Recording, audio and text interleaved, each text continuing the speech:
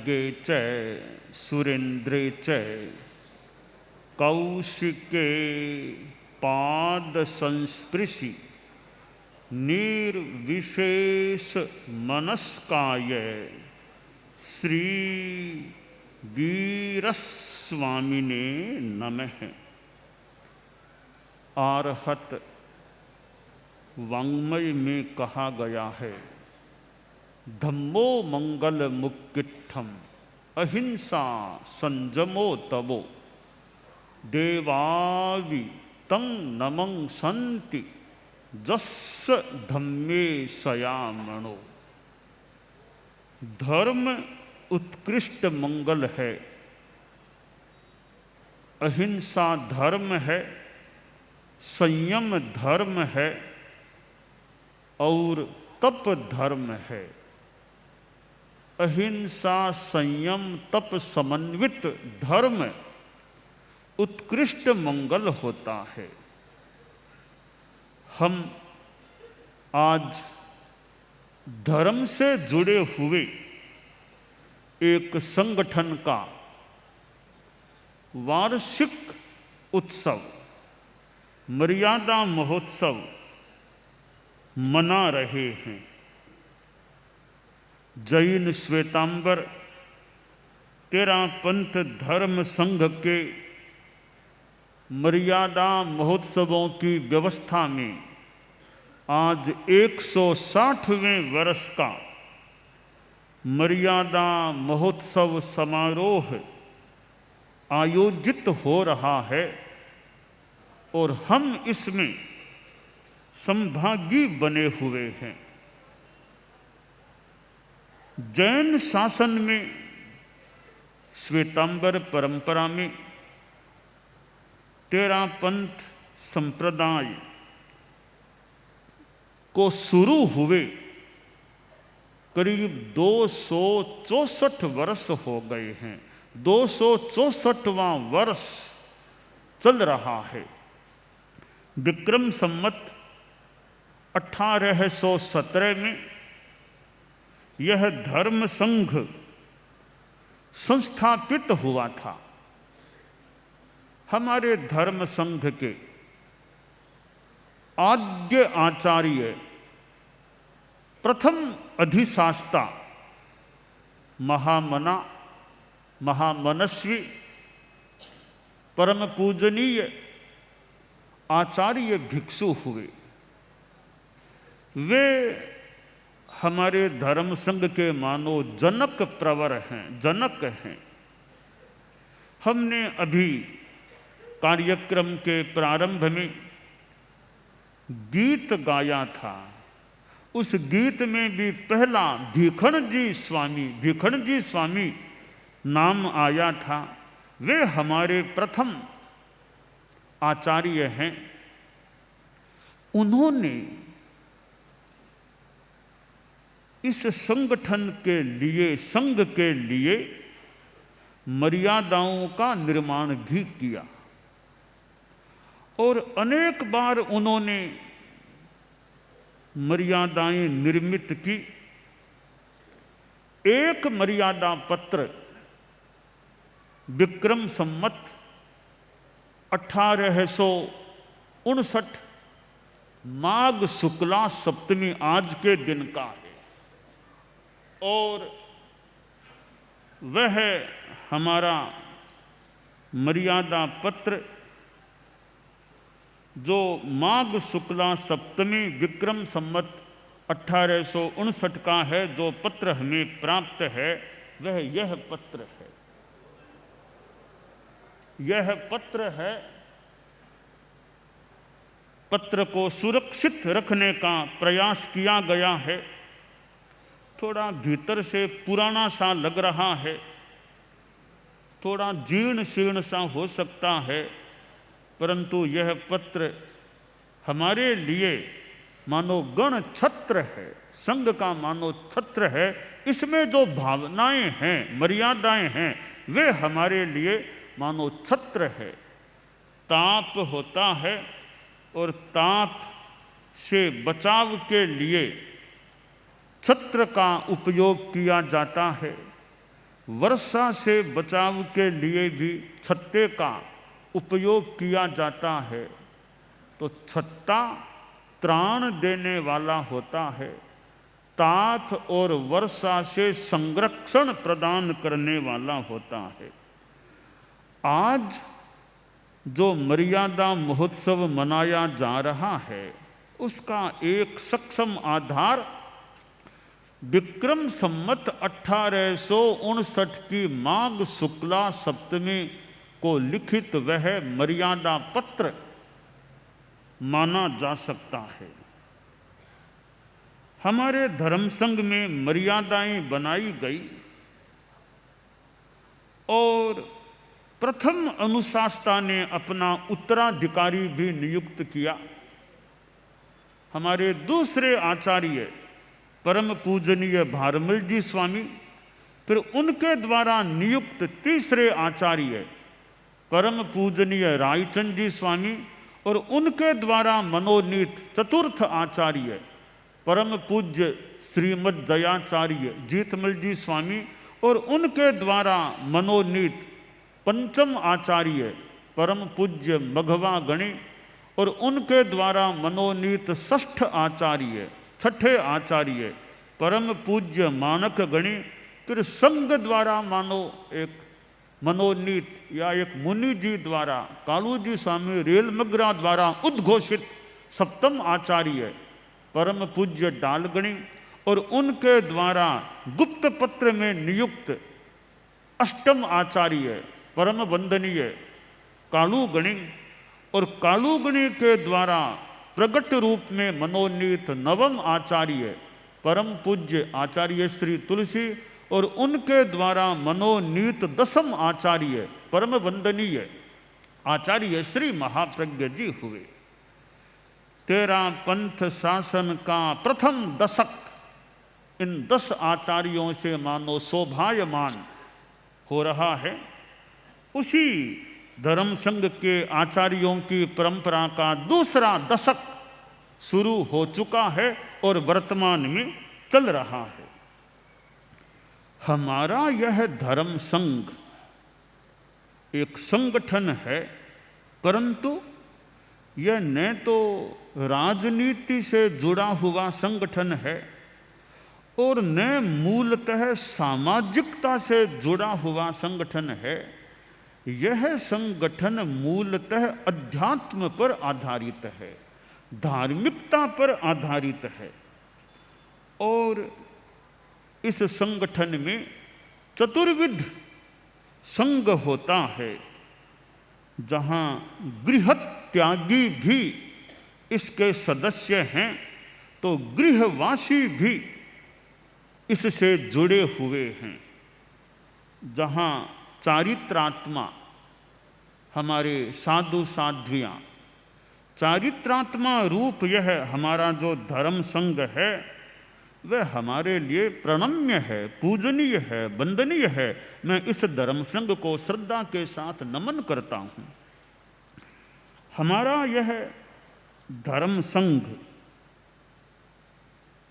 जिसमें समणी श्रेणी भी है, श्रावक श्राविकाएं भी है, और इस धर्म संघ में कुछ विशेषता नजर आ रही है। यानी हमारे संगठन में एकता का प्राधान्य है, एकता है। किस रूप में एकता है? मुझे ऐसा लगा 5 चीजों में एकता है। हमारे धर्म संघ में 5 बातों में एकता है। पहली चीज है एक आचार। हमारे साधु साध्वियों का जो मान्य स्वीकृत आचार है वो सबका एक आचार है। इसमें भेद नहीं कि इतने साधु तो कहते हैं वैसा करना नहीं कल्पता, इतने कहते हैं कल्पता है, ऐसा नहीं। मान्य आचार हम सबका एक है कि कपड़े धोना मान्य रूप में भी सबको मान्य है। हमारे यहाँ वस्त्र प्रक्षालन धोना स्वीकृत है, मान्य है। ऐसा कोई कहने का अधिकारी नहीं कि कपड़ा धोना नहीं कल्पता। आचार हमारा पूरे धर्म संघ का एक रूप में मान्य है, यह आचार की हमारे धर्म संघ की एकता है। दूसरी एकता है विचार की एकता। सिद्धांत मान्यता सबका एक है। क्या सिद्धांत है? अहिंसा के संदर्भ में, कर्मवाद के संदर्भ में, दया के संदर्भ में, दान के संदर्भ में, मिथ्यात्व की करनी के संदर्भ में, तो मान्य विचार पूरे धर्म संघ का एक है। यानी भूल चूक हो जाए वो अलग बात है, बाकी चाहे मुझे पूछ लो, चाहे मुख्य मुनि को पूछ लो, चाहे हमारे साध्वी प्रमुखा जी को, साध्वी वरिया को और साधु साधु, हमारी मान्यता यह है, हमारा सिद्धांत ये। ऐसा नहीं 50 साधुओं का सिद्धांत अलग है, 25 का सिद्धांत अलग है, 25 की मान्यता अलग है, इनकी श्रद्धा अलग है, ऐसा नहीं। मान्य संघीय मान्यता वो पूरे धर्म संघ की एक है। कोई मन में प्रश्न उठे, विचार उठे, कोई जिज्ञासा हो तो उस पर चर्चा हो सकती है।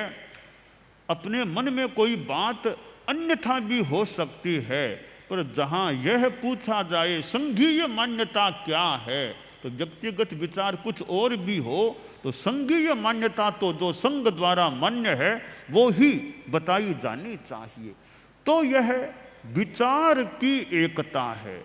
आचार की एकता नंबर 1, विचार की एकता नंबर 2। नंबर 3 में आचार्य की एकता, कि पूरे धर्म संघ में आचार्य एक ही हो, 2, 4, 5 आचार्य नहीं। एक गादी पर एक ही आचार्य बैठे, दूसरी गादी हो ही नहीं कि गादी 3-4 लगा देंगे। गादी एक ही लगे, एक पर एक ही आचार्य विराजमान होते हैं। कि यह पूरे धर्म संघ में एक ही आचार्य का होना, चाहे 700 है, 500 है, कभी और ज़्यादा भी हो जाए, तो हमारी वर्तमान की मान्य व्यवस्था है कि पूरे धर्म संघ में साधु साध्वियाँ, श्रावक श्राविकाएँ, चतुर्विध धर्म संघ के शास्ता धार्मिक दृष्टि से एक ही आचार्य सर्वोच्च आसन पर विराजमान होते हैं। यह आचार्य की एकता हमारी तीसरी एकता है। चौथी एकता है कि विधान मर्यादाएं सबके लिए मोटा मोटी एक समान है, कि शिष्य शिष्याएं नहीं बनाना। तो यह मर्यादा मुख्य मुनि के लिए भी यही है, साध्वी प्रमुखा जी, साध्वी वरिया के लिए यही है, और सब के लिए यही है कि शिष्य शिष्याएं कोई भी साधु साध्वियाँ अपना नहीं बना सकते, नहीं बनाए। केवल आचार्य के ही सब शिष्य शिष्याएं जो यथाविधि है वैसे हो सकते हैं।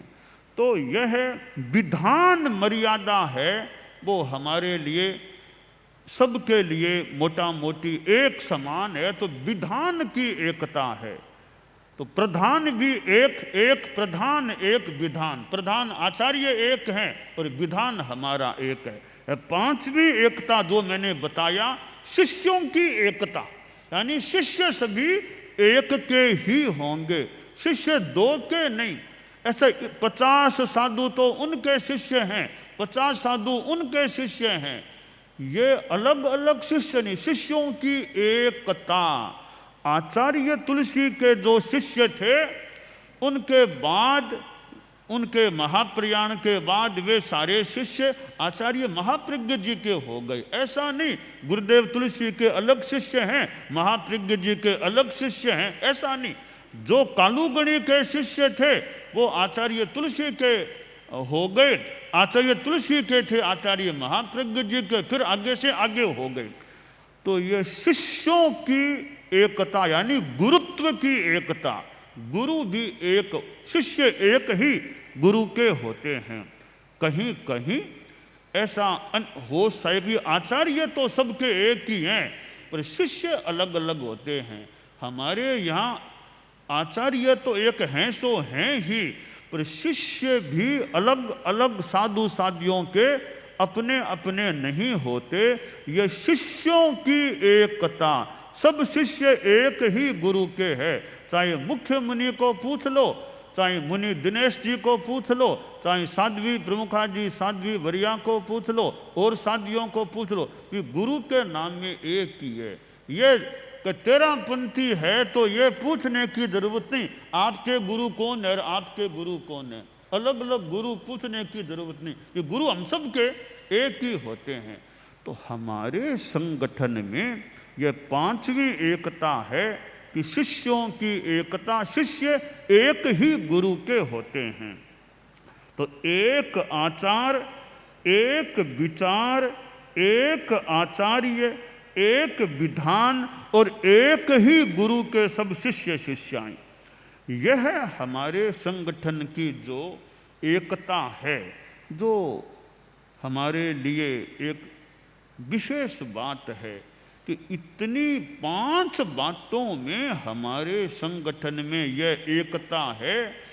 और यह एकता हमारे लिए मानो कि वरदान कह दें, कुछ भी कह दें, हमारे संगठन की मजबूती के लिए, हमारे संगठन के संभवतः विकास के लिए भी यह एकता सहायक बन रही हो सकती है। हमारा धर्म संघ, जैसा कि मैंने कहा, अध्यात्म पर आधारित है, धार्मिकता से संपृक्त है, संबद्ध है। तो हम साधु साध्वियाँ हैं, चारित्रात्माएं हैं, इधर समणियाँ भी हैं, हम सभी गृह त्यागी हैं। साधु साध्वियाँ तो गृह त्यागी हैं ही, मोटा मोटी समणियाँ भी वैसे गृह त्यागी हैं। तो हम लोग जो है चारित्रात्माएं हैं। चारित्र की प्राप्ति, क्योंकि आखिर चारित्र है क्यों? आत्मनिष्ठा, आत्म कल्याण के लिए हैं, क्योंकि हमारा लक्ष्य मोक्ष। शास्त्र की वाणी है, पुब्ब कम खयट्ठाये इमं देहम समुद्धरे। पूर्व कर्म क्षय के लिए इस शरीर को हम धारण करें। तो पूर्व कर्म क्षय यानी निर्जरा करना है, फिर मोक्ष पाना है। तो मोक्ष के प्रति हमारा रुझान हो, यानी आत्म कल्याण, कि मर पूरा देश्या आत्मारा काज सारस्या, ये वाक्य हमारे लिए मानो आदर्श है, एक ध्येय है कि आत्मारा कारज सारस्या मर पूरा देश्या। तो यह आत्म कल्याण की भावना से हमारी चेतना संयुक्त बनी रहे। हमारे पास और है क्या? चारित्रात्माओं के पास तो यह साधुता है, चारित्र है, सम्यक्त्व युक्त चारित्र। वो बहुत कीमती या अमूल्य चीज है। संन्यास, संन्यास बड़ी संपदा है। वो मैं छोटी सी बात पहले भी कही होगी कभी। वो लड़का एक सन्यासी के पास आ गया, आकर बोला, बाबा गरीब हूं, दुखी हूं, कुछ मेरे पर कृपा करो, कुछ मुझे दो, मेरी गरीबी दूर करो, बड़ा दुखी हूं, आपके पास आशा से आया हूं, कुछ मुझे दे दो बाबा, कुछ तो दे दो। बाबा सन्यासी बोला, अच्छा गरीब हो, एक काम करो, इस आश्रम के बाहर एक सूखी नदी है, उसमें पानी नहीं है, वहां मैंने थोड़ी देर पहले एक हीरा, कीमती हीरा फेंका था, तुम जाओ देखो वो वहीं होगा, वो हो तो उसे उठा करके ले जाओ, बड़ा कीमती हीरा है। लड़का गया, उस खाई में थोड़ा यूं खोज का कार्य किया, एक चमकता हुआ हीरा उसे दिखाई दे दिया। उसने हीरे को उठा लिया, जेब में डाल लिया, अपने घर की ओर कुछ कदम आगे बढ़ा दिए। कुछ ही कदम आगे बढ़ा और वापस लौटा, बाबा के पास आया। बाबा ने देखा उत्सुकता से कि अरे बेटा वो हीरा तुमको मिल गया है ना? कि बाबा मिल गया, तुम्हारा काम तो हो गया। कि बाबा काम क्या हुआ, मेरे मन में प्रश्न पैदा हो गया। मैं आगे बढ़ रहा था घर की ओर, वापिस आया हूं, लौटा हूं। क्यों बेटा, क्या प्रश्न है? बाबा प्रश्न यह पैदा हो गया कि इतना कीमती हीरा, तो मैं भी हीरों को जानता हूं बाबा, बड़ा कीमती हीरा है। इस कीमती हीरे को आपने फेंका है, तो आप कोई बच्चे तो है नहीं, भोले तो है नहीं, ज्ञानी संत हैं। इस कीमती हीरे को आपने फेंका है, तो मेरा अनुमान है इससे भी ज्यादा कीमती हीरा आपके पास है, तब आपने इसको तुच्छ मान करके फेंका होगा। इससे भी ज्यादा कीमती जो चीज आपके पास है, मैं तो वो आपसे लेना चाहता हूं। बाबा बोला, बेटा उससे भी कीमती चीज मेरे पास है, और वो है मेरा सन्यास। मेरा सन्यास वो इससे भी कीमती चीज है। इस सन्यास के सामने यह हीरा ना कुछ सा था। किसी भक्त ने आग्रह से छोड़ दिया मेरे पास, तो मैंने सोचा, रे मैं साधु सन्यासी बाबा, हीरे से मेरा क्या मतलब, मैंने फेंक दिया बाहर। तो मेरा सन्यास इससे भी बहुत ज़्यादा कीमती है।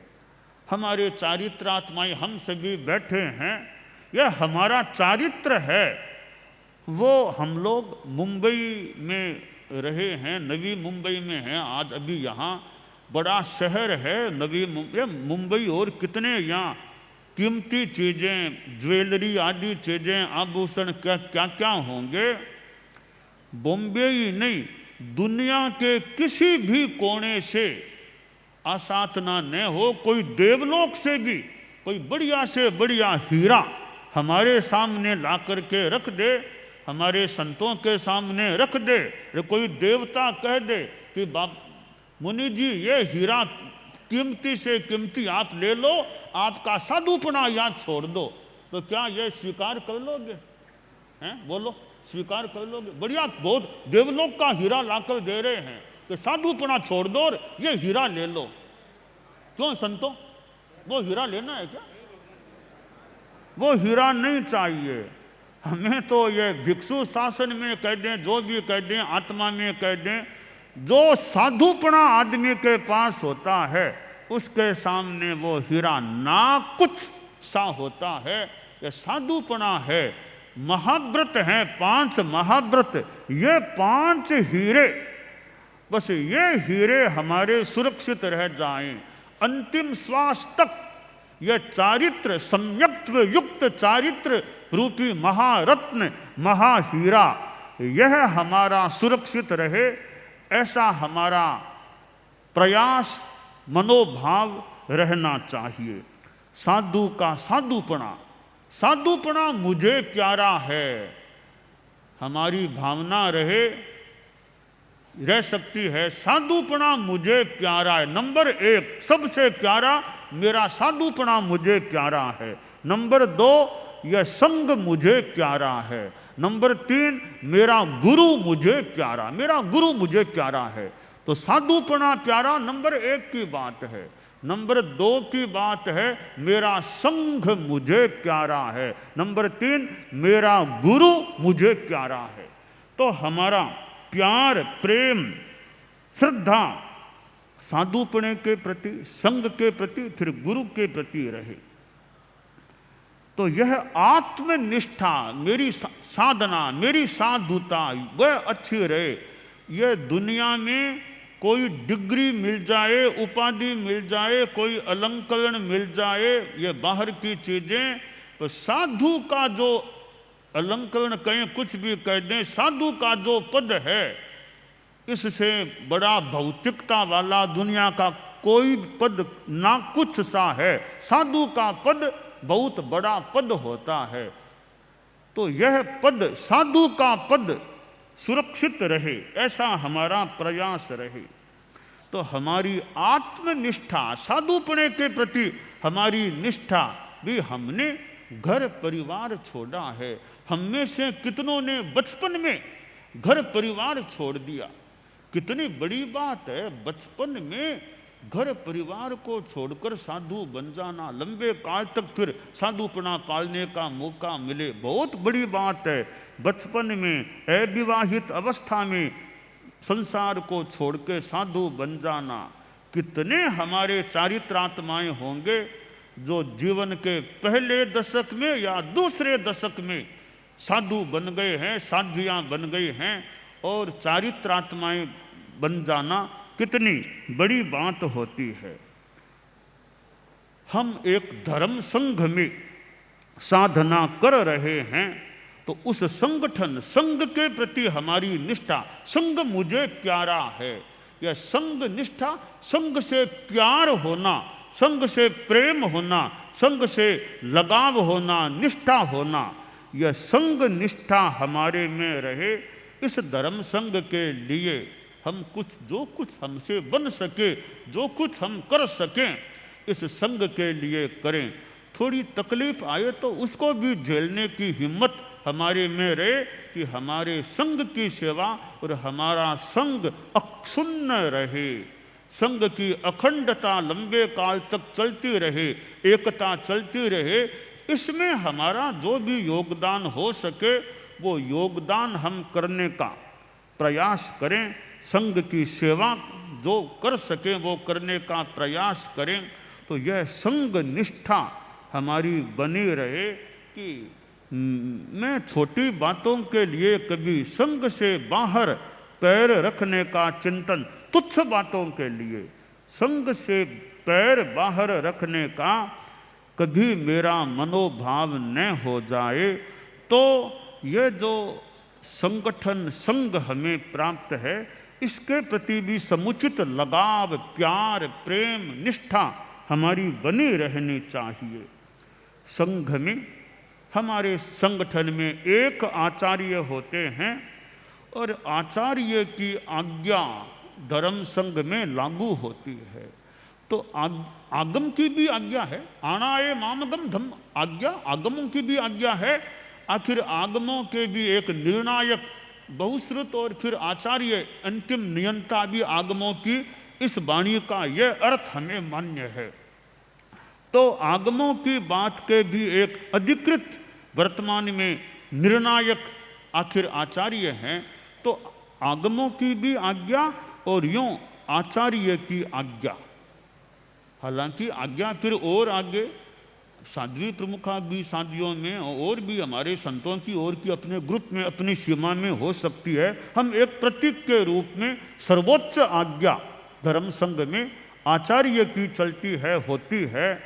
तो आज्ञा निष्ठा हमारी बनी रहे कि जो आज्ञा, जो निर्देश हमें प्राप्त है, ठीक है, कठिनाई है तो निवेदन भले कर दें, फिर जो आज्ञा है उसके प्रति सम्मान की भावना।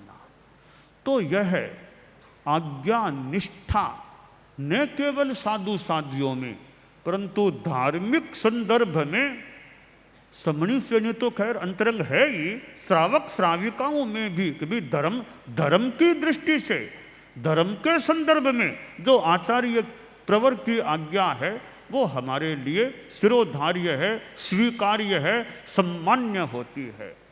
तो यह हमारे संघ की खासियत है कि आचार्य की आज्ञा साधु साध्वियों, समणियों और श्रावक श्राविकाओं में भी वो धर्म संबंधी आज्ञा लागू होती है, चलती है, मान्य है, उसका सम्मान है और सम्मान रहना भी चाहिए। तो यह आज्ञा के प्रति निष्ठा हमारी बनी रहे। और आचार निष्ठा, हमारा जो आचार है, 5 महाव्रत, 5 समितियाँ, 3 गुप्तियाँ, ये 13 नियम जो हैं चारित्रात्माओं के, यह हमारा आचार है, जो कि हमारा हाजिरी का बहुत स्पष्ट प्रसिद्ध उद्घोष है। सर्व साधु साध्वियाँ 5 महाव्रत, 5 समिति और 3 गुप्ती की अखंड आराधना करें। क्योंकि चतुर्दशी से भी बड़ी सप्तमी है, चतुर्दशी से भी बड़ी सप्तमी है, माघ शुक्ला सप्तमी है।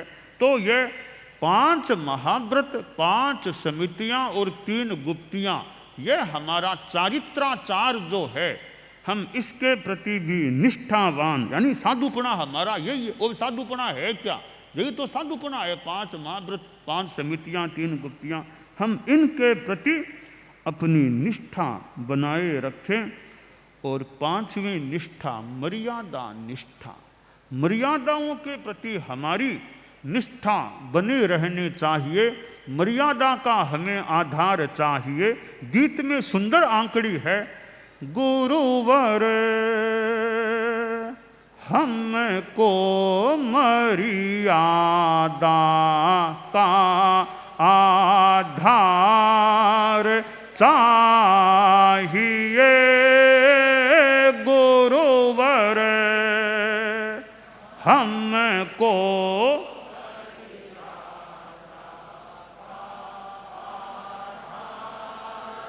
चाहिए, सदा सुविचार चाहिए, विमल व्यवहार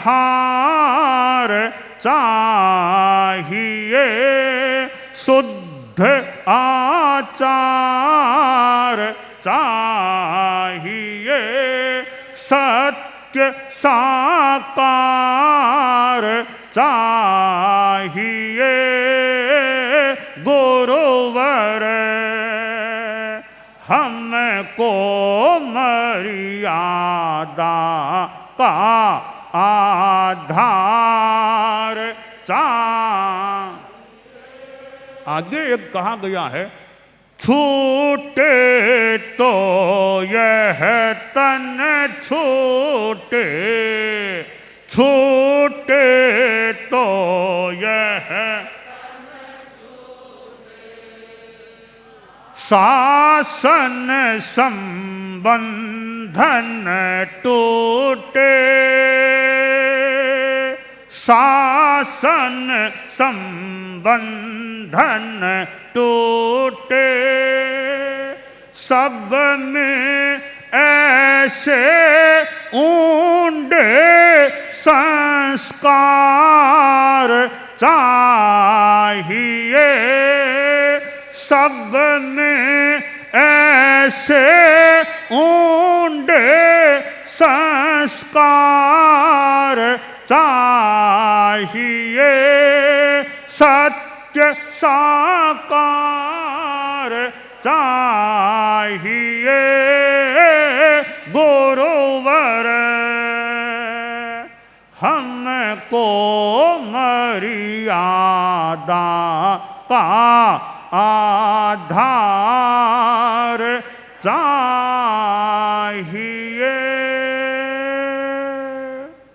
तो मानो प्रार्थना की गई है कि गुरुवर हमको तो मर्यादा का आधार चाहिए, हम मर्यादाओं पर टिके रहें, हम मर्यादाओं के प्रति समुचित सम्मान का भाव रखें।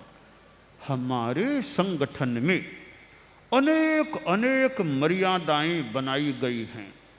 मैं उनमें से बहुत महत्वपूर्ण जो खास मर्यादाएं हैं उनका उल्लेख करूं तो पहली मर्यादा है सर्व साधु साध्वियां एक आचार्य की आज्ञा में रहें। यह हमारी मानो मर्यादा शिरोमणि है, शिरोमणि सर्वोच्च मर्यादा संभवतः है।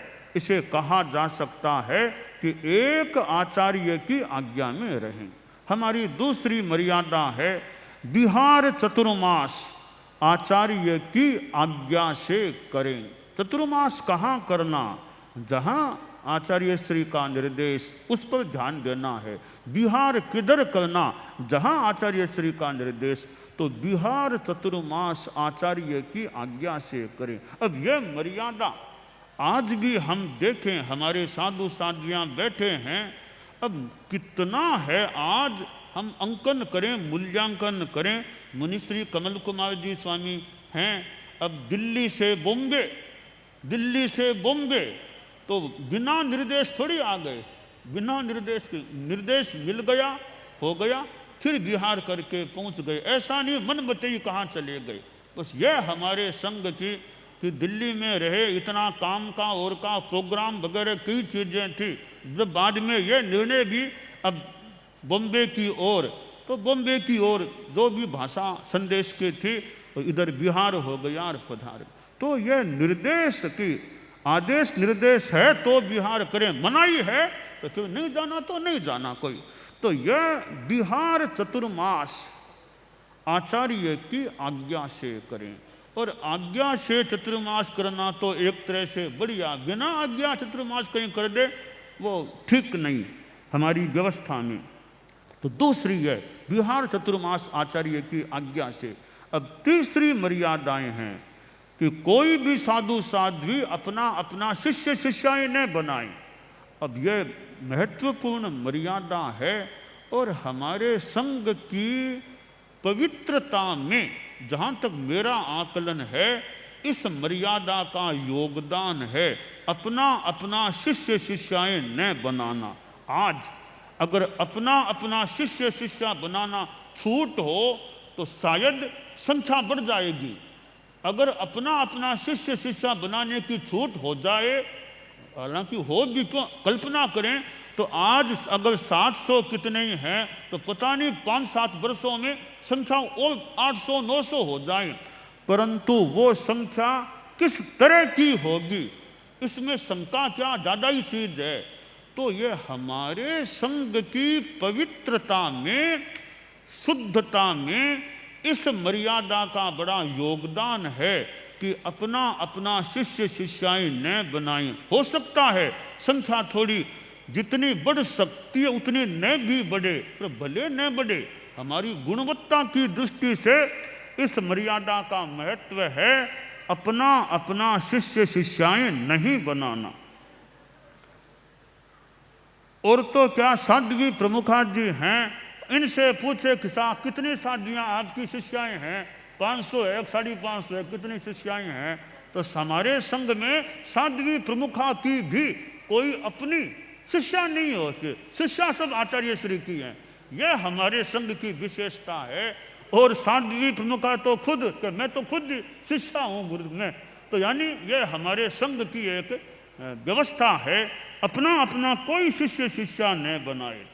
तो यह हमारी महत्वपूर्ण मर्यादा। चौथी मर्यादा कि आचार्य भी योग्य व्यक्ति को दीक्षित करें। दीक्षित करने पर भी कोई अयोग्य निकले तो उसे गण से अलग कर दे। तो भी दीक्षा में परीक्षा ध्यान दो, योग्य है या नहीं। अब यह पारमार्थिक शिक्षण संस्था में ये बाइयाँ है, कुछ हमारे मुमुक्षु ये भी हैं, तो एक तरह से ये इनका शिक्षण प्रशिक्षण या थोड़ा परीक्षण का मानो अवसर होता है। तो हर किसी को दीक्षा नहीं देना, योग्यता की परीक्षा करो, योग्य लगे तो दीक्षा दो, हर किसी को नहीं मूंदना। यह भी हमारी आचार्य के लिए भी मर्यादा है, हर किसी को दीक्षा नहीं देना। तो यह हमारी चौथी मर्यादा है। पांचवी मर्यादा है कि आचार्य अपने गुरु भाई या शिष्य को उत्तराधिकारी चुने, उसे सब साधु साध्वियाँ सहर्ष स्वीकार करें। आचार्य उत्तराधिकारी का निर्णय करें, तो इसमें आचार्य जब इच्छा अपना जैसा उचित तो निर्णय कर दें तो उत्तराधिकारी फिर संघ को मान्य हो जाए। साधु साध्वियाँ, गुरुदेव तुलसी ने महाप्रज्ञ जी को अपना उत्तराधिकारी बनाया, कालूगणी ने मुनि तुलसी को उत्तराधिकारी बना दिया, डालगणी ने मुनि कालू छापर को बना दिया। जिसको बना दे उसको स्वीकार करना, यह भी हमारी मर्यादा।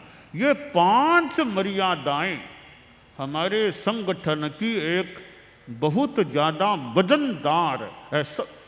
500 में भी सबसे ज़्यादा वजनदार संभवतः सर्व साधु साध्वियाँ एक आचार्य की आज्ञा में रहें, यह मर्यादा। तो ये जो मर्यादा की बात है, तो मर्यादाओं के प्रति भी हमारी निष्ठा, हमारा लगाव, हमारा सम्मान समुचित रूप में बना रहे, यह अभिकांक्ष है। हमारे यहाँ साधु साध्वियों में मर्यादावली है, अनुशासन संहिता भी है। गुरुकुलवास की अलग से भी एक अनुशासन संहिता है, समणियों के लिए भी है, थोड़ी मुमुक्षुओं के लिए भी बनाई गई है। श्रावक श्राविका समाज के लिए भी श्रावक संदेशिका नाम से एक पुस्तिका है, ये हमारे विधान की बातें, मर्यादा, व्यवस्थाएं इन पुस्तकों में हमें प्राप्त हो सकते हैं। तो इनको पढ़ना भी, जैसे हमारे चारित्रात्माओं में नियम भी, अनुशासन संहिता वर्ष में एक बार पढ़ना, मर्यादा जो भी व्यवस्थाएं की हुई है, अब ये हाजिरी है मर्यादा पत्र, अब पक्ष में एक बार मर्यादा पत्र, अब ये ताकि याद रहे। और इससे भी ज़्यादा लेख पत्र रोज उच्चरित करना, उसमें भी मर्यादाएं आ गई, व्यवस्था मर्यादा रोज उच्चरित करना ताकि वो दिमाग में बातें जम जाए और आचरणों में भी सुविधा से आ सके। तो ये मर्यादा श्रावक संदेशिका है, वो भी श्रावक श्राविका समाज के धार्मिक संबंधी बातें, सचित क्या, सामायिक का क्या नियम, पोषद का क्या नियम आदि कई श्रावकाचार संबंधी बातें भी है, कुछ व्यवस्था संबंधी बातें भी उसमें दी हुई है ताकि व्यवस्था भी ठीक रह सके, श्रावकाचार भी ठीक रह सके। इस दृष्टि से यह श्रावक संदेशिका भी पठनीय है। कम से कम जो पदाधिकारी बने, संस्थाओं में कोई पदाधिकारी बने, उनको तो जरूर श्रावक संदेशिका को पठन कर लेना चाहिए। बरस में एक बार कभी पढ़ लें, औरों के भी कई काम की बातें उसमें हैं, तो वे यथा योग्य पठन हो जाए तो जानकारियाँ पुष्ट हो सकती हैं। तो हमारे संगठन में साधु साध्वियाँ, श्रावक श्राविकाएँ हैं, आचार्य तो सर्वोपरि हैं ही, समणी श्रेणी भी है, मुमुक्षु भाइयाँ ये लोग, मुमुक्षु भाई ये लोग भी होते हैं। इधर समाज में इतनी संस्थाएं हैं और कितनी संस्थाएं हैं, कई संगठन मूलक संस्थाएं भी है और कई प्रवृत्ति प्रधान, जिनमें संगठन मूलकता है अथवा प्रवृत्ति मूलकता हो, तो संप्रदाय की दृष्टि से संगठन मूलक संस्थाएं भी है और भी अनेक संस्थाएं हैं। तो इन संस्थाओं में भी धार्मिक आध्यात्मिक गतिविधियां अच्छी चलती रहें, अच्छा विकास होता रहे। और हमारे साधु साधियों में तो मतलब ये साधु साधियों की अपनी संस्था कह दो, समुदाय कह दो, ये है ही। इसमें बड़े भी हैं, युवा भी हैं, छोटे भी हैं, अनेक प्रकार के चारित्रात्माएं हैं। आचार्य का कर्तव्य होता है, वृद्ध हो, युवा हो, बालक हो, रुग्ण हो, बीमार हो, प्रकृति से कैसा हो, उनको संयम में सहयोग देना, यथासंभव उनकी चित्त समाधि पर ध्यान देना, ये आचार्य का कर्तव्य होता है। कि भी कि ये संघ के मुखिया हैं, तो संघ के जो साधु साध्वियाँ हैं और समणियाँ भी हैं, इनका भी चित्त समाधि का विकास का यथा योग्य ध्यान देना, वो भी आचार्य का अपना एक कर्तव्य है। कभी आचार्य अपना अध्ययन भले छोड़ दे, यह व्यवस्था का कार्य सामने है, अपना कर मैं तो स्वाध्याय की जगह स्वाध्याय बहुत अच्छी बात है, तो व्यवस्था का कार्य अभी मुख्यतया सामने आ गया है, तो आचार्य भले लिखना पढ़ना बंद कर दे, कम कर दे और काम छोड़ दे, इस काम को महत्व दे। अभी व्यवस्था संबंधी कार्य है, साधु साधियों समरियों की व्यवस्था करना है, तो उस कार्य में समय लगाए और उस कार्य को प्रधानता यथा योग्य दे। तो संस्थाएं भी समाज में हैं, हमारे जो समाज में संस्थाएं हैं उनमें भी मैं जितना देखता हूँ गरिमा पूर्णता प्रतीत हो रही है। समाज की जो संस्थाएं हैं ये भी कोई मानो विशिष्ट संस्थाएं हैं। इतनी समाज की संस्थाओं में भी एक प्राय शब्द में लगा देता हूँ, कहीं कोई थोड़ा बहुत हो जाए तो हो जाए, प्राय एक अनुशासनबद्धता, एक जो मर्यादा युक्तता वगैरह वगैरह संस्थाओं में भी देखने को मिल रही है। तो ऐसी संस्थाओं का होना भी समाज का सौभाग्य है। ऐसी अनुशासित व्यवस्थित मर्यादित संस्थाएं, गृहस्थों की संस्थाएं समाज में हैं कि जहाँ एक आचार्यों की दृष्टि पर ध्यान रखा जाता है कि दृष्टि के बिना कोई काम न हो जाए। कोई नया काम करें, आचार्य श्री के ध्यान में पहले आ जाना चाहिए। उनके कोई मन के विपरीत हो या वे संस्कृति विरुद्ध मानते हों तो वो काम फिर न करें। इस प्रकार जो संस्थाओं के पदाधिकारियों में, लोगों में, तो ऐसा जो भाव कभी यह काम करें पर आचार्य श्री की दृष्टि इसमें कहीं मनाही की बात तो नहीं है ना, वो जान लें, कर लें, तो यह बहुत ही एक हमारे संगठन की अच्छी बात है, विशेषता है। तो हमारे तेरापंथ संगठन में ये जो संस्थाएं हैं, ये संस्थाएं भी बहुत एक अच्छी संस्थाएं मोटा मोटी प्राय रूप में प्रतीत हो रही है। ऐसा होना अच्छी बात है। इतनी अनुशासनबद्धता, इतनी मर्यादित संस्थाएं हैं, विधि विधान मर्यादाएं, और भी अपेक्षा और अच्छा ध्यान रखा जाए और परिष्कार भी करना हो तो हो सकता है। तो संस्थाओं का अपना विधान है, तो विधान का अनावश्यक कहीं कोई प्रमादवश अतिक्रमण न हो। और संस्थाओं में हमारे नैतिकता, आर्थिक संदर्भों में नैतिकता जितनी ज़्यादा रखी जा सके, पैसे के मामले में नैतिकता, कहीं ये 2 नंबर का पैसा और संस्थाओं में आना, कागज फाड़ना, करना, वो करना, इन सब से मुक्त एकदम अपनी निर्मलता।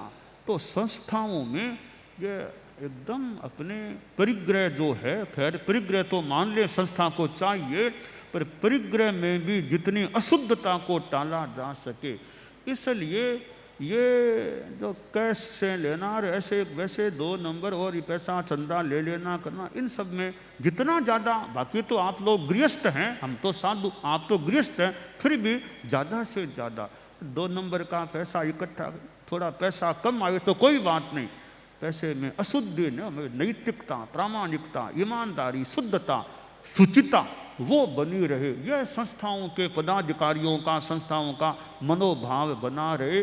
पैसा कम आए तो आए, हमारी शुद्धता पर अशुद्धि न आए, इस पर, क्योंकि गंदगी, पैसे की गंदगी संस्था में न आए, गंदगी नहीं चाहिए। कभी हम तो चेक से नहीं, हम तो ऐसे ही, ऐसे नहीं, हमें तो गंदगी नहीं चाहिए, देना हो तो आपकी मध्य, तो आपकी इच्छा, पर हम अशुद्ध पैसा नहीं लेना चाहिए। यह संस्थाओं में मनोभाव बना रहे ताकि हमारी नैतिकता की जो बात है वो पुष्ट रहे।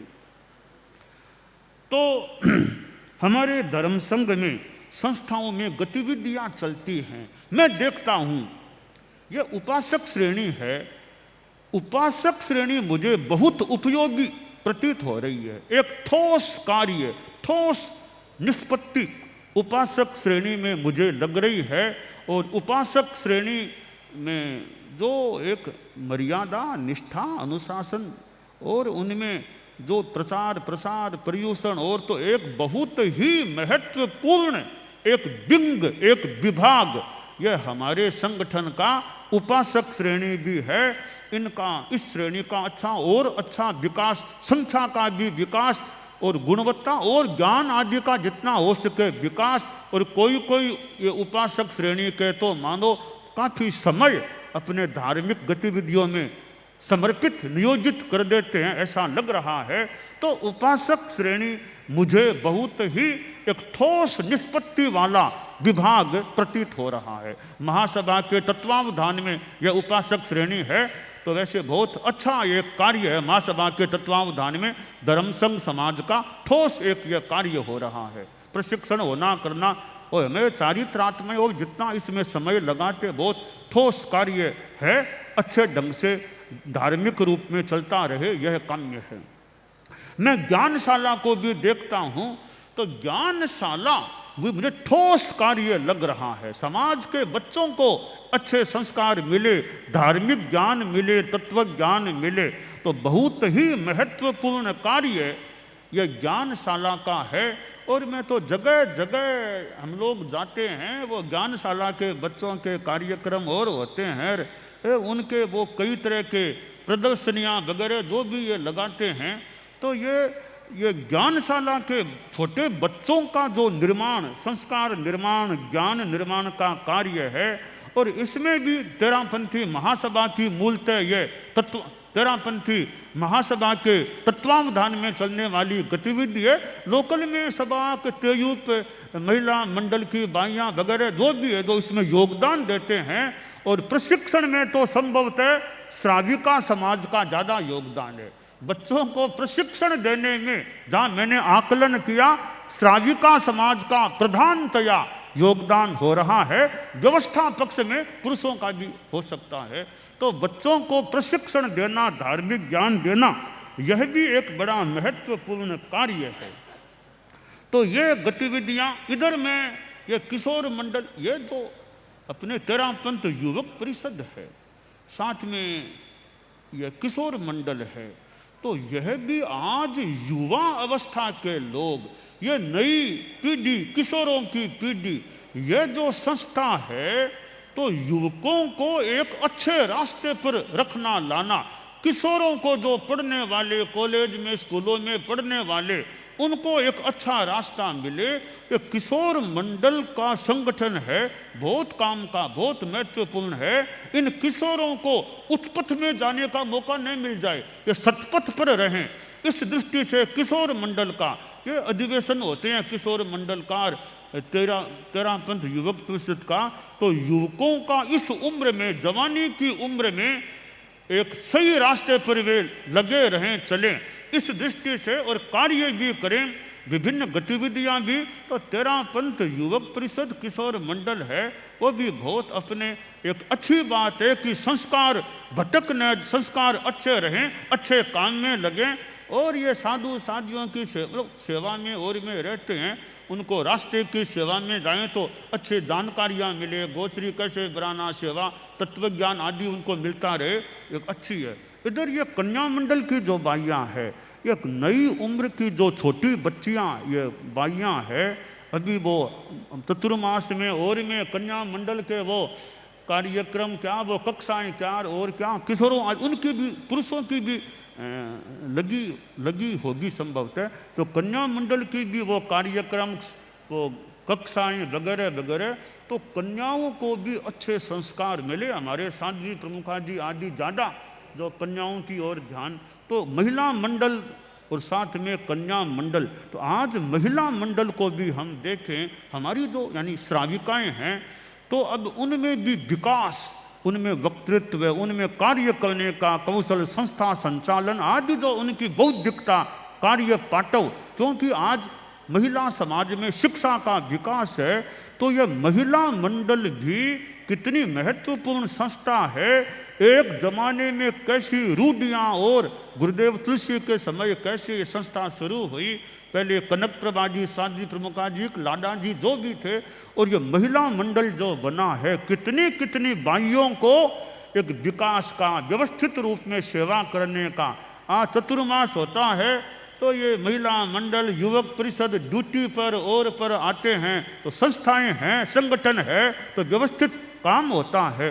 तो ये कन्या मंडल है, छोटी बच्चियां हैं, इनको भी अच्छे संस्कार मिलते रहें, इनका चिंतन, इनकी बौद्धिकता का अच्छा उपयोग हो, इनमें वक्तृत्व का, इनकी शिक्षा का अच्छा उपयोग हो। तो विशेषतया हमारे साध्वी प्रमुखा जी आदि साध्वियाँ हैं, वे इस पर विशेष ध्यान रखते हुए भी कन्या मंडल, महिला मंडल का इस बार चतुर्मास में काफ़ी भाइयों का और का आना जाना रही, तो साध्वी प्रमुखा जी आदि विशेष इनके शिक्षण संस्कार का प्रयास करते रहें। और इधर ये तेरापंथ ये प्रोफेशनल फोरम है, इसमें पढ़े लिखे लोग होते हैं, तो इनमें भी ये बाइयाँ भी हैं, पुरुष भी हैं। अब ये पढ़े लिखे लोग हैं, इनको कंट्रोल में लेना बहुत बड़ी बात है। ये तो पढ़े लिखे मान लो बौद्धिक लोग हैं, धर्म कर्म की बातों पर अब जो संस्था बन गई है, जो जुड़े हुए हैं, अब वो कभी वो संबोध कार्यशाला क्या, वो कभी वो अब उनको सामायिक करना, वो किताब पढ़ना, वो करना, इन चीज़ों से भी जुड़ाव और सेवा भी देना, एक संस्था हुई है। इन बौद्धिक लोगों को भी एक दौर में, एक मैंने तो कहा रत्नों की माला एक ऐसे बौद्धिकों की माला यानी एक संगठन तैयार हुआ है। तो बौद्धिक व्यक्तियों की यह संस्था है, इसका भी बढ़िया उपयोग कैसे उनमें भी एक आध्यात्मिक चिंतन भी रहे और कैसे वे धार्मिक आध्यात्मिक सेवा में भी अपने दिमाग का, अपनी शक्ति का अच्छा उपयोग कर सकें। तो इस संदर्भ में यह तेरा पंथ प्रोफेशनल फोरम है, इसका भी बढ़िया उपयोग होता रहे। इनकी भी संख्या और जहाँ जहाँ है उनको जोड़ करके सामायिक, कभी कभी सामायिक करना, त्याग प्रत्याख्यान करना, अच्छी धार्मिक अध्ययन करना और जो हो सके धार्मिक सेवा देना, इस दृष्टि से तेरा पंथ प्रोफेशनल फोरम का भी उपयोग होना चाहिए। तो ये कई हमारे यहाँ ये संगठन मूलक हमारे संप्रदाय की संस्थाएं हैं। बाकी संस्थाएं भी हैं, जहाँ कहीं जैन विद्या, जैन विश्व भारती है। अब समाज की इतनी बड़ी संस्था है जैन विश्व भारती, कितनी तो गतिविधियां है, जहाँ जैन विश्व भारती इंस्टीट्यूट, मान्य विश्वविद्यालय भी संपृक्त है। और साहित्य का, हमारे आगम काक और काक, सामान्य साहित्य का, भिक्षु, इतना साहित्य का भंडार आज जैन विश्व भारती के पास है।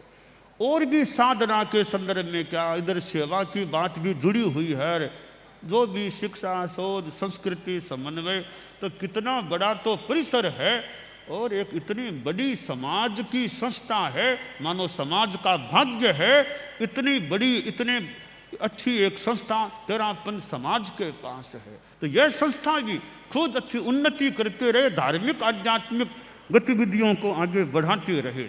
अब अनुव्रत की दृष्टि से हम देखें, आज अनुव्रत विश्व भारती सोसाइटी है, उसके साथ कितनी गतिविधियां हैं। एक और जीवन विज्ञान की बात भी है, अनुव्रत का काम तो है ही है। ऐसी अनेक गतिविधियां अनुव्रत विश्व भारती से जुड़ी हुई है। तो यह संस्था अनुव्रत के क्षेत्र में है, कितना व्यापक इसका क्षेत्र है। यह तेरा पंथ तक सीमित नहीं है, देश विदेश, पूरी धरती, पूरा विश्व मानो इसका कार्य क्षेत्र बन सकता है। तो इस बार जो यह ड्रग्स निवारण के संदर्भ में हमारे कोई मुनि जी और कई जुड़े कार्यकर्ता ड्रग्स निवारण का काम भी यहाँ जो किया गया था। तो अनुव्रत का कार्य है, जीवन विज्ञान, ये गतिविधियां भी हमारी संस्था के कार्यकर्ता उत्साह के साथ यथोचित कार्य को आगे बढ़ाते रहें। और भी अनेक हमारी यहाँ संस्थाएं हैं, ऐसे प्रेक्षा विश्व भारती है, प्रेक्षा इंटरनेशनल है। तो प्रेक्षा ध्यान, प्रेक्षा जैन विश्व भारती में भी प्रेक्षा फाउंडेशन विभाग है, इधर प्रेक्षा इंटरनेशनल भी है। ऐसी प्रेक्षा विश्व भारती और भी ऐसी जो संस्थाएं, अमृतवाणी भी है। आज ये वाणी है, गुरुदेव तुलसी की वाणी सुनना हो, आज अमृतवाणी के माध्यम से लोगों को सुनने को मिल सकती है। तो ऐसी जो भी ये अनेक संस्थाएं हैं, इन संस्थाओं के द्वारा धार्मिक आध्यात्मिक विकास, प्रकाश, धार्मिक आध्यात्मिक कार्य जितना संभव हो सके वो चलता रहे, धार्मिक आध्यात्मिक गतिविधियां अच्छी चलती रहें, यह अपेक्षित है। और अनुव्रत में जो अनुव्रत न्यास है, अखिल भारतीय अनुव्रत न्यास, वो भी अनुव्रत के नाम से जो दिल्ली में यह अध्यात्म साधना केंद्र है, जहाँ गुरुदेव तुलसी का चतुर्मास हुआ, आचार्य श्री महाप्रज्ञ जी का हुआ, हमने भी किया। तो अखिल भारतीय अनुव्रत न्यास है, वो भी जितना अनुव्रत प्रेक्षा ध्यान जैसे अच्छी धार्मिक गतिविधियों में अपना योगदान वह भी देता रहे। तो अनुव्रत का यह 75वां वर्ष चल रहा है, अनुव्रत अमृत महोत्सव वर्ष के रूप में है। अब तो यह मतलब अंतिम महीना है, 12 मार्च 2024 को इसकी संपन्नता होने वाली है। तो अब थोड़े ही दिन बचे हैं इस वर्ष के। तो अब हमारे जो मुख्य प्रवचन कार्यक्रम हों, उनमें चाहे एक पद्य, चाहे 2 पद्य, चाहे ज़्यादा, अनुव्रत गीत का संगान होना चाहिए। प्रतिदिन के हमारे कार्यक्रम में, मुख्य प्रवचन कार्यक्रम में, चाहे एक ही पद्य गाओ, चाहे 2 ही गाओ, 5 गाओ, एक बार संगान इसका हमें 12 मास तक यह क्रम यथासंभव चलाना चाहिए। और हम यही नहीं, हमारे न्यारा में भी जो साधु साधियाँ व्याख्यान कार्यक्रम करें, समनिया भी कोई करे, तो 12 मास यानी 30 दिन भी बचे नहीं हैं अब। तो हमारे व्याख्यान में अनुव्रत का गीत तय एक ही पद्य गा लो, तय 5 गाओ से 2 गाओ 3 गाओ 4 गाओ, थोड़ा संगान 12 मास तक हमें करना चाहिए। हम अभी थोड़ा संगान कर लेते हैं, आज से ही शुरू कर देते हैं संगान को। सुधरे व्यक्ति समाज व्यक्ति से राष्ट्र स्वयं, सुधरे व्यक्ति समाज व्यक्ति से राष्ट्र स्वयं सुधरेगा। तुलसी अनुव्रत सिंहनाद सारे जग में, तुलसी अनुव्रत सिंहनाद सारे,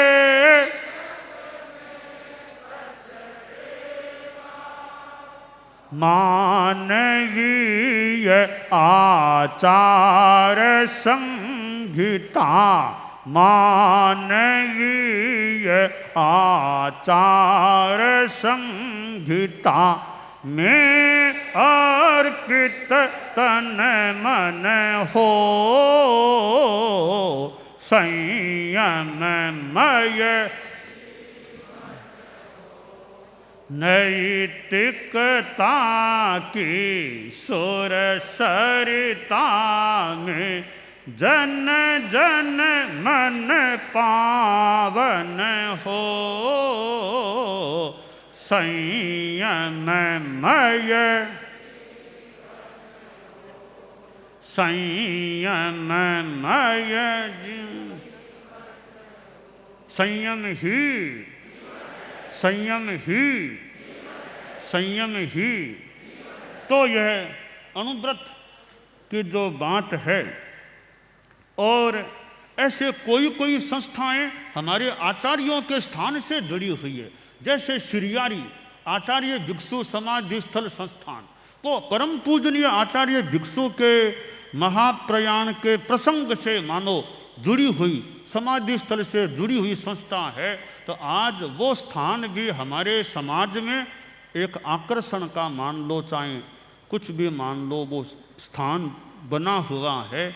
तो आचार्य भिक्षु समाधि स्थल संस्थान है, श्रीयारी है, तो वहाँ भी चुनाव भी हो गया है, और तो वहाँ भी धार्मिक आध्यात्मिक अपनी गतिविधियाँ अच्छी चलती रहे, हमारा मैत्री भाव रहे। हमारे धर्म संघ में मैं तो मैत्री भाव, सद्भावना, हमारे किसी से, हम सभी संस्थाएं, हम सभी, हमारा तो मैत्री भाव सबके साथ अच्छे रास्ते पर चलना चाहिए, अच्छा काम करना चाहिए, किसी से फालतू बैर विरोध लड़ाई झगड़ा किसी से नहीं करना, सबका जितना कल्याण में योगदान दे सकें, धार्मिक आध्यात्मिक कल्याण वो करें, अच्छे रास्ते पर चलें। तो आचार्य भिक्षु समाधि स्थल संस्थान श्रीयारी है, वो भी, वहाँ भी अच्छी अपनी धार्मिक आध्यात्मिक, वो भी अच्छा परिसर, अच्छा स्थान है। हमारे चारित्रात्माएँ भी वहाँ प्रवास करते हैं, तो वहाँ भी चारित्रात्माएँ भी समाधि में रहें, और वहाँ श्रावक हमारे कार्य करता है, खूब अच्छा धार्मिक आध्यात्मिक कार्य करते रहें, सबके साथ सद्भावना रखते हुए अपना अच्छा काम, अपनी जागरूकता, सबके साथ सद्भावना, किसी के साथ बैर विरोध लड़ाई झगड़ा इसमें बिना मतलब पढ़ना ही नहीं, अपना अच्छा काम करें, अच्छे रास्ते पर चलना चाहिए।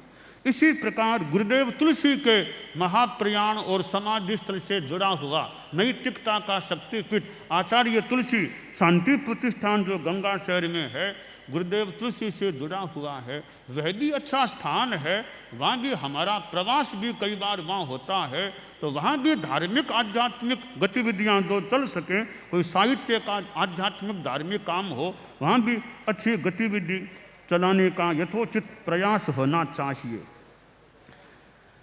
हमारे धर्म संघ में इस बार, इस गत वर्ष में मुझे लगा तपस्या का भी एक अच्छा क्रम चला है।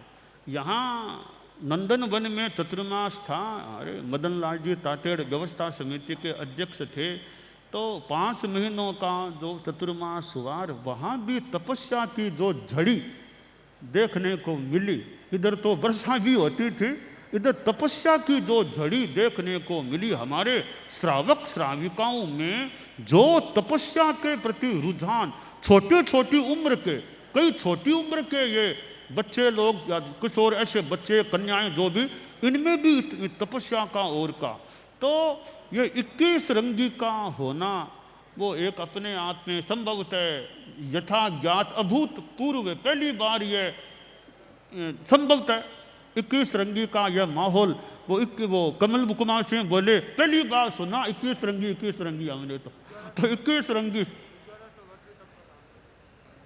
हाँ, तो ये 21 रंगी का जो हुआ तपस्या का, वो अपने आप में संभवतः अभूतपूर्व यह एक तपस्या का कार्य चला था। इधर हम सूरत में जो अक्षय तृतीया का समारोह था, तो वहाँ बरसी तप के पालने हुए, तो जैसा मैंने सुना 1100 से ज़्यादा वहाँ पालना करने वाले लोग इकट्ठा हुए। संभवतः पहले यानी यह भी अभूतपूर्व हुआ कि इतनी संख्या में वो तपस्वी वहाँ ये बरसी तप करने वाले इकट्ठा हुए थे।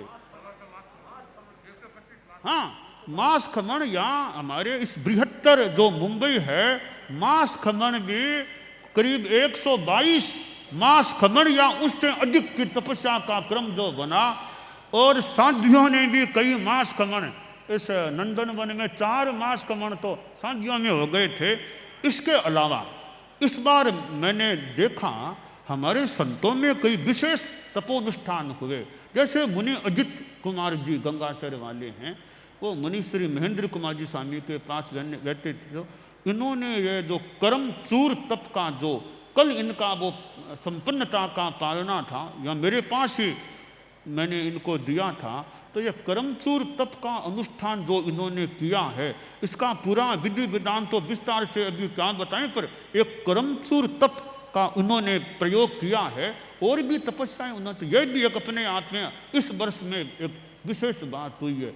इधर वो मुनि प्रतीक कुमार जो अभी सिरियारी में, ऐसे पहले मेवाड़ में, अब सिरियारी में, प्रतीक कुमार ने भी विशेष तपस्या, वो लघु सिंह निष्क्रीडित तप जो पहली परिपाटी जो जैसी जानकारी सूचना हमें मिली है, वह भी इस बार एक विशेष तपस्या हुई है।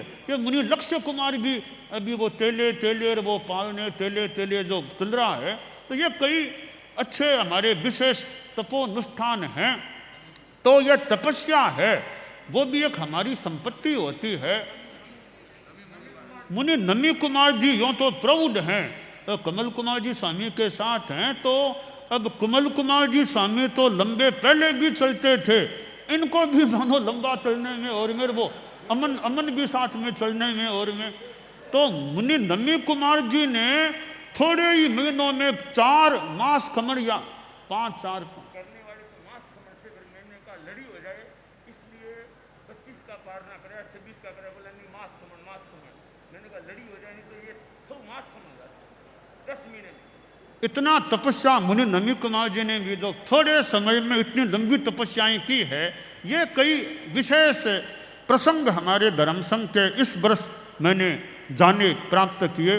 तो ये अच्छी चीज़ें हैं, ज्ञान दर्शन चारित्र तप की अपनी आत्म कल्याण की भावना से हम ये काम करते रहें, ये अच्छी बात है। और अभी तो हम भगवान महावीर का 2550वां निर्वाण वर्ष के उपलक्ष्य में भी एक वो वर्ष चल रहा है। परम पूज्य परम वंदनीय परम श्रद्धेय भगवान महावीर जो हमारे परम आराध्य हैं, उनसे संबद्ध 2550वां निर्वाण वर्ष, उसमें जितना धार्मिक आध्यात्मिक जितना उपदेशों का प्रचार प्रसार हो सके वो भी अच्छा है। इधर वो हमारे साधु साधियाँ श्रावक श्राविकाएँ समझिए, अब मेरे निमित्त से 50वां दीक्षा वर्ष भी मनाने की बात हो रही है। तो ये दीक्षा वर्ष की बात में बात कहना चाहूँगा, मन में मेरे पहले भी आ गई थी। ये 50वां वर्ष तो मान लो ठीक है, ये हमारे तुम लोग संत लोग साधु साधियाँ हमारे मुनिश्री तो धर्मवती जी स्वामी हैं, कमल कुमार जी, इनको तो खैर ज़्यादा वर्ष हो गए हैं दीक्षा के, तो मुनिश्री का तो हमने कभी 50 का पता नहीं मनाया कि नहीं मनाया, कोई याद नहीं 25 का और का। पर बाकी मैं मन में मेरे बात ये आई है, साध्वी प्रमुखा जी साध्वी वरिया हैं, कि यह जो मनाने की बात है ना कि 25वीं मनाओ, कोई ऐसे बुरी बात मैं नहीं कहता, यह भी एक मान लो अनुमोदना का निमित्त मिल जाए, तो मेरा विचार यह बना है कि मनाना 50 वर्ष तो मनाना मान लो ठीक है, 50वां वर्ष आ गया संयम का तब तो ठीक है, मना लो, कोई गुणगान भी करो, अच्छी बात है, गुणगान भी हो। 25वें को नहीं मनाना चाहिए, 25वीं को नहीं मनाना चाहिए। 50 कम से कम 49-50 आ गए, 50वां वर्ष का दिन आ गया, वो तो मनाना ठीक है। ये 25वीं मनाना हो ना, तो मैं हमारे छोटे संत हैं कि 25वीं आ जाए तो उसको इस तरह मनाओ, कर सको तो उपवास उस दिन कर लो, कर सको तो उपवास उस दिन कर लो, 25वीं आए। फिर और कर सको तो 25 माला नवकार मंत्र की फेर लो उस दिन, 25 माला नव, इस रूप में अपना व्यक्तिगत मना लो। और यह नातीलों का जमघट इकट्ठा होना, प्रोग्राम में बोलना करना, ये इन सब से 25वीं में हमें विरत रहना चाहिए। 50वां तो ठीक है, फिर भी 50वां वर्ष आ गया, इतना संयम प्रिया, अब भले प्रोग्राम भी हो जाए, कोई बात नहीं, जो विधि है प्रोग्राम हो जाए, गुणानुवाद हो जाए, प्रेरणा हो जाए, वो ठीक है। 25वीं को वो रूप नहीं मिलना चाहिए, वो मिले तो व्यक्तिगत अपनी आराधना साधना कर लो। 25वीं को मनाने का और का लोगों को इकट्ठा होना करना, एक प्रोग्राम का रूप बनाना, वो नहीं होना चाहिए, ऐसा मेरा चिंतन बना है। और उस चिंतन को मैं इंगित के रूप में भी दे रहा हूँ, और यह मेरा इंगित है वो माघ शुक्ला त्रयोदशी जो आने वाली है, उस दिन से यह इंगित क्रियान्वित होने का भी काम हो सकता है। यह अनुव्रत की बात मैंने कही, आगे प्रेक्षा ध्यान का नामकरण का भी वो 50वां वर्ष शुरू होने वाला है, तो मैंने पहले भी इस बारे में चर्चा एक बार की थी। 30 सितंबर को संभवतः मैंने चर्चा की थी। तो 30 सितंबर 2024 से 30 सितंबर 2025 तक यह एक वर्ष है, हम प्रेक्षा ध्यान वर्ष के रूप में, नाम जो भी हो, प्रेक्षा ध्यान वर्ष के रूप में हम मनाने का मैंने पहले भी कहा था, वैसे प्रयास करें तो उसकी भी अच्छी धार्मिक आध्यात्मिक योजना बन सकती है और विस्तार से चिंतन हो सकता है। मूलतः प्रेक्षा ध्यान वर्ष भी हमें नाम जो भी हो 30 सितंबर 2024 से 30 सितंबर 2025 तक मनाने का प्रयास करना चाहिए। एक बात भिक्षु स्वामी के साहित्य के संदर्भ में हमारे पास प्रतियां पुरानी भी ऐसे है, वो संभवतः भारमल जी स्वामी की जो भी प्रतियां है, एक पोथा गुमान जी लुणावत का पोथा था, तो स्वामी जी के ग्रंथों का उन्होंने जो लेखन किया संभवतः वो गुमान जी का पोथा, गुमान जी लुणावत का पोथा वो मिल नहीं रहा है हमारे, वो कहाँ रखा गया कहाँ है। स्वामी जी के ग्रंथों को कभी हम उसमें पढ़ें देखें क्या भाषा है, तो वो पोथा मुझे मिल नहीं रहा है। तो हमारे खासकर लाडनों में समणियाँ हैं, रहती है, लाडनों में साध्वियाँ भी है, तो लाडनों में कहीं वो रखा हुआ मिल जाए, ग्रंथागार में, एक हमारे भंडार में, एक हमारे और कई संतों के ठिकाने में, एक समणियों के ठिकाने में, जहाँ कहीं वो पोथा मुझे मिल नहीं रहा है, वो पोथा कहीं मिल जाए तो हमें सूचना दे। गुमान जी लुणावत का पोथा भिक्षु स्वामी के साहित्य का वो एक है, ग्रंथ है, और अगर कोई साध्वी या समणी उस पोथे की अधिकृत सूचना हमको दे दे, उसको कुछ पुरस्कार देने का भाव है, थोड़ा कोई पुरस्कार, कोई साध्वी समणी हमें कि मैंने खोज लिया, मुझे मिल गया, ये अधिकृत सूचना दे दे तो यथोचित पुरस्कार देने का भाव है उसको। तो यह हमारा जैन श्वेतांबर 13 पंथ धर्म संगठन, धर्म संघ, हम जिसमें हम साधना कर रहे हैं, हम अपने ज्ञान दर्शन साहित्य तप की अच्छी आराधना अच्छी साधना करते रहें। और मैंने इस मर्यादा महोत्सव के उपलक्ष्य में एक गीत का भी निर्माण मेरा किया हुआ है, वो गीत का भी संगान होना वांछनीय है। ओ संतो भैक्षव शासन प्यारा। ओ संतो भैक्षव शासन प्यारा। ओ संतो जिन शासन रखवारा। ओ संतो जिन शासन रखवारा। भैक्षव शासन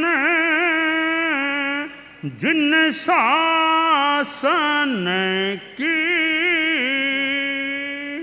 सेवा धर्म हमारा। ओ संतो भैक्षव शासन प्यारा। भैक्षव शासन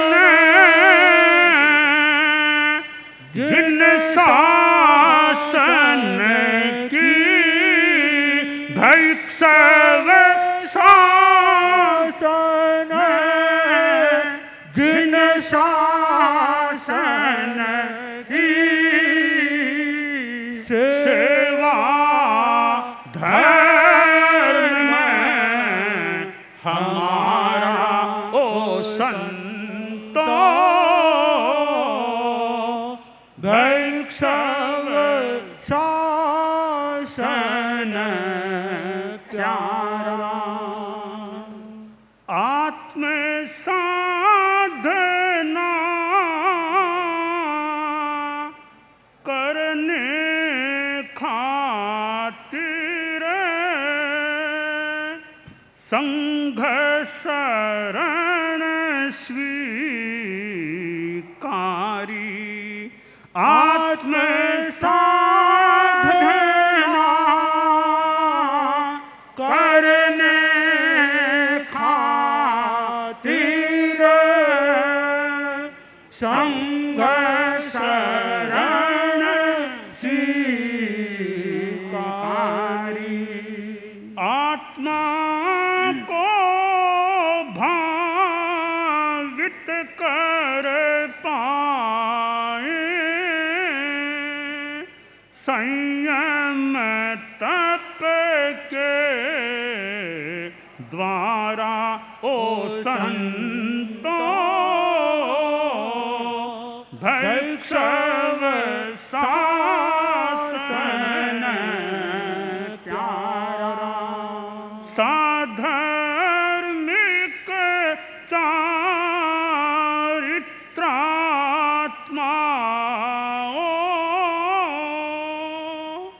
को साता पहुँचाना। साधर्मिक चारित्रात्माओं को साता पहुँचाना। पूर्ण समीक्षा कर्मों के पर पूर्ण समीक्षा कर्मों के पर पचखाना संथारा। ओ संतो भैक्षव शासन प्यारा। ओ संतो जिन शासन रखवारा। आज्ञा अनुशासन आलय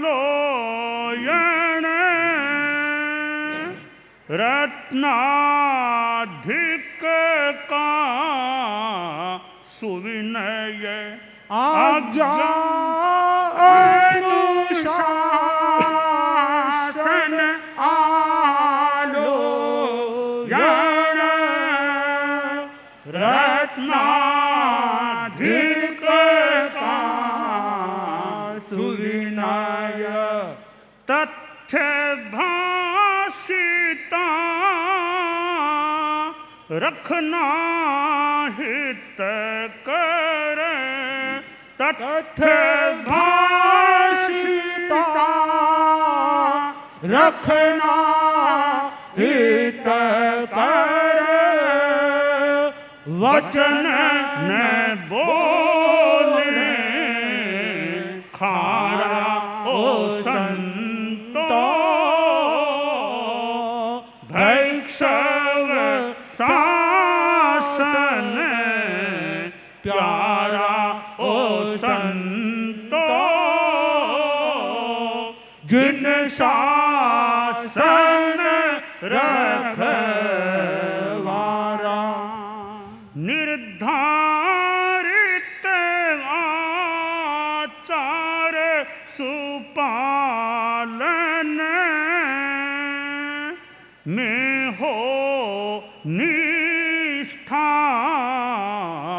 पावन निर्धारित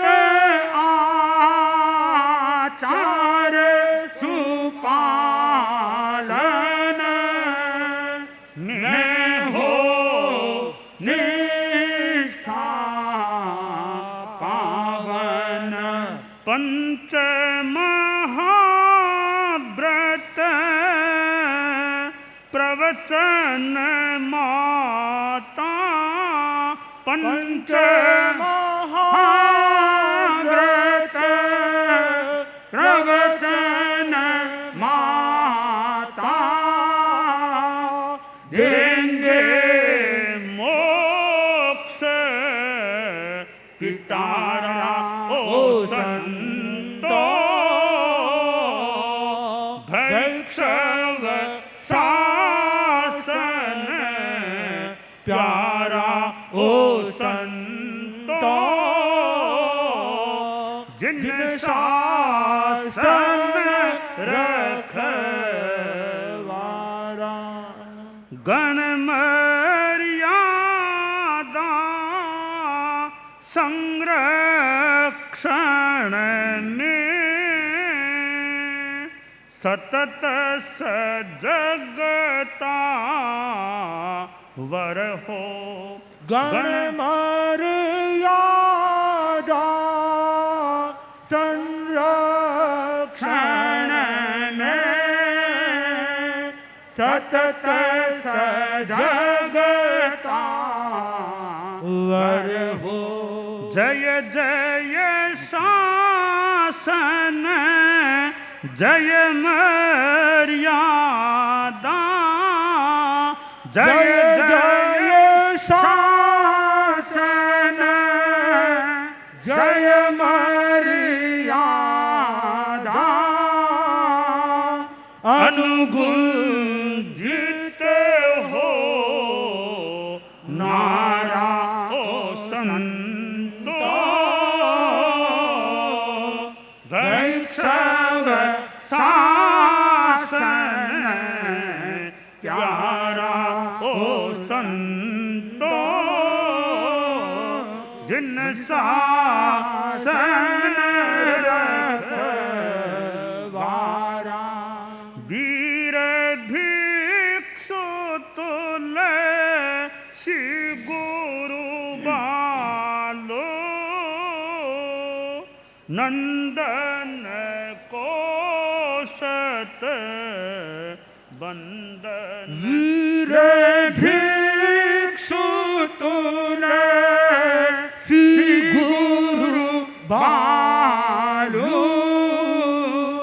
नंदन कोशत वंदन महाश्रमण वासी नगरी में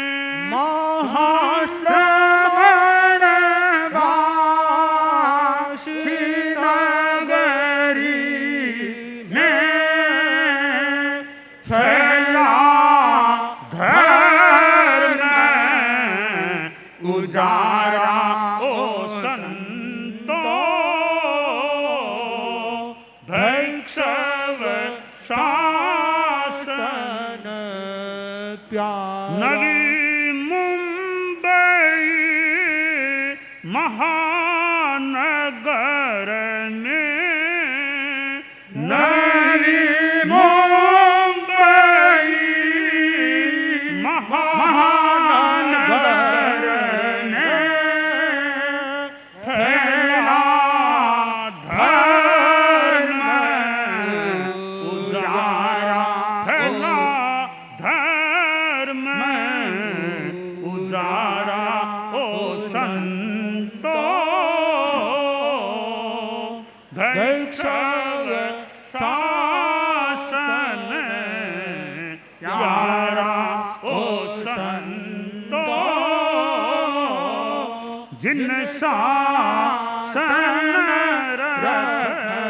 रखवारा भैक्षव शासन जिन शासन की भैक्षव शासन जिन शासन की